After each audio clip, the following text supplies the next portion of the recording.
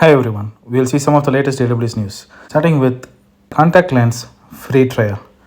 You might be aware of AWS Connect, an AWS contact center solution. Say you are a banking entity and you have customers calling you for customer services. You can use AWS Connect to create a contact center instance and configure a mobile number which users can call and talk to agents for their queries and issues resolution. They can do this through omni-channel, through phone, through SMS, or a custom chat application embedded in your website. Contact Lens is a feature of AWS Connect which provides you an analytical ability. AWS provides a free trial for a conversational analytics for voice, which provides the sentiment of the conversation that the agent had with a particular customer, and if there is any pattern or theme from the recent contact center calls. And also, when it saves the transcript of the call to the S3 bucket, it redacts the sensitive information like the date of birth or account number, etc. You get 100,000 voice minutes for a couple of months as free. And other offer is performance evaluations with valuable insights if you're a supervisor on the agent's performance, whether they have sticking to the script provided to them, if they are greeting the customer properly. Contact Lens is built on Amazon Bedrock, so you have this AI analysis capabilities as well.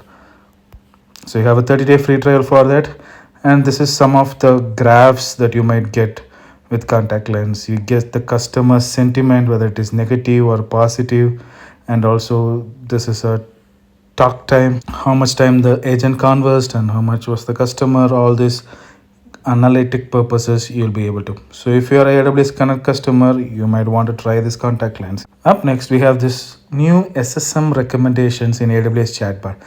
AWS chatbot provides integration with Slack and Microsoft Teams, wherein you can send your AWS Security Hub alerts or CloudWatch alarms to it.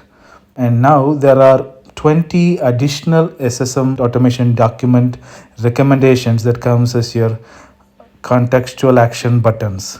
This is mainly supported for AWS Security Hub and Amazon ECS event notifications. So some of the sample newly added recommendations include troubleshooting ECS failed tasks, and if there is an RDS instance with public access, you can trigger right from the comfort of your Slack channel to remediate that instance. Next, we have this AWS CodeBuild compute options. AWS CodeBuild, specifically batch build, now supports reserved capacity fleet and Lambda compute.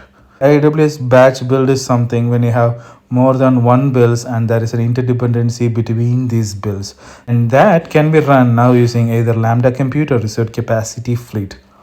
Lambda compute provides optimized startup speeds. Your build starts faster and there are no build queues to wait for. But there are drawbacks, like you cannot use Docker builds and you cannot use if you require root-based accesses to your build process. The other thing is having a reserved capacity fleets where you have dedicated EC2 instances for your build. This again boosts up your build durations, which is good, but again be wary of cost because even if there is no builds happening, you have to pay for the instances. And additional info, these are all various build patterns supported with batch build, like they name it graph, list, matrix, fan out.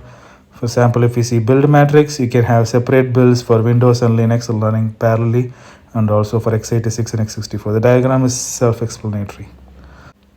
That's it for today. In summary, we saw Contact Lens free trial, new SSM recommendations for chatbot, and the new computer options for AWS CodeBuild. Thank you.